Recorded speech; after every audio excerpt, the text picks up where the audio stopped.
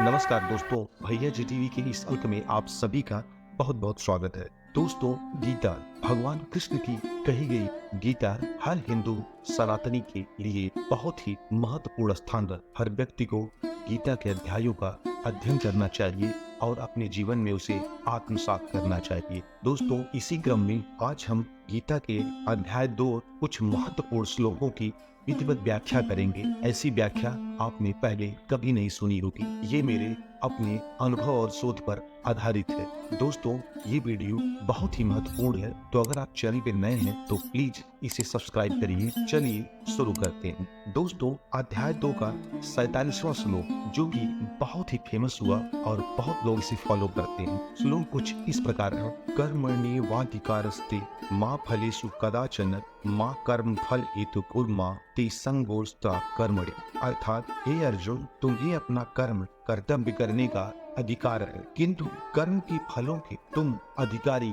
नहीं हो। तुम न तो कभी अपने आप को अपने कर्मों के फलों का कारण मानो, न ही कर्म न करने में कभी आसक्त हो। दोस्तों, इसका तात्पर्य कुछ इस तरह हुआ कि यहाँ पर क्या बातें कही गई। यहाँ पर 3 बातें विचारी। जैसे कि इसमें सबसे पहले कृष्ण भगवान कहते हैं कर्म, जो कि हमारा स्वधर्म होता है, और दूसरा है विकर्म, और तीसरा है अकर्म। तो दोस्तों, कर्म वे कार्य है जिनका आदेश प्रकृति के गुणों के रूप में प्राप्त किया जाता है। इसे हमारी सम्मति के बिना जो कर्म होते हैं वे विकर्म कहलाते हैं, और अकर्म में हमारे कर्मों को न करना कहलाता है। इसका आशय ये हुआ कि हम जो अपनी स्वेच्छा से करते हैं प्रकृति के गुणों के आधार पर, हमारी जो नेचुरल हमारी जो हैबिट्स है, जो हमारी आदतें हैं, उसके अनुसार जो हम कर्म करते हैं वो कर्म में आता है। और जो कुछ ऐसे कर्म होते हैं जो कि हमारी सम्मति के बिना भी हो जाते हैं, कुछ सामाजिक कार्य हमें करने पड़ते हैं, समाज के हिसाब से चलना पड़ता है,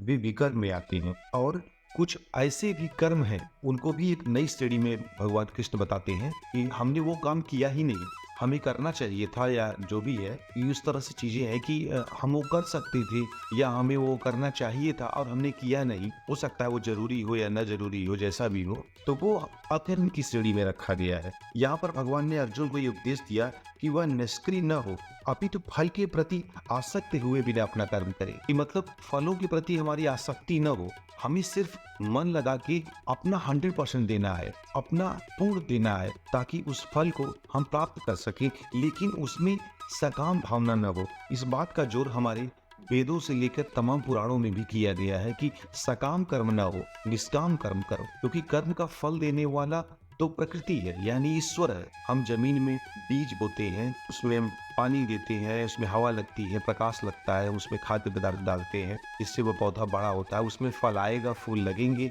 ये हमारी इच्छा और हमारे चाहने से कुछ नहीं होगा। हमें हमारा कर्म जहाँ तक था हमने किया, उसमें फूल आना, उसमें फल आना, ये सब देवत्व की इच्छा है। तो इसीलिए निष्काम कर्म की बात हमेशा की जाए। तो दोस्तों, इसमें आगे है कि कर्म फल के प्रति आसक्त रहने वाला भी कर्म का कारण है। इस तरह ऐसे फलों, कर्म फलों का भोक्ता बन जाता है आदमी। जहाँ तक निर्धारित कर्मों का संबंध है, वे 3 उप श्रेणियों के हो सकते हैं। यथा नित्य कर्म, आपातकालीन कर्म और इच्छित कर्म। नित्य कर्म फल की इच्छा बिना शास्त्रों के निर्देशानुसार सतोगुण कर्म किए जाते हैं, जिसकी हमने चर्चा की। फल युक्त कर्म बंधन के कारण बनते हैं, अतः ऐसे कर्म अशुभ है। हर व्यक्ति को अपने कर्म पर अधिकार है, किंतु उसे फल में अनासक्त होकर कर्म करना चाहिए। ऐसे में निष्काम कर्म निस्संदेह मुक्ति की पथ की ओर ले जाता है। निष्काम कर्म दोस्तों सबसे अच्छा माना जाता है कि आप किसी चीज की इच्छा लालसा किए बिना होकर, आपका लक्ष्य उद्देश्य हो, लेकिन आपका कर्म पे ज्यादा ध्यान हो।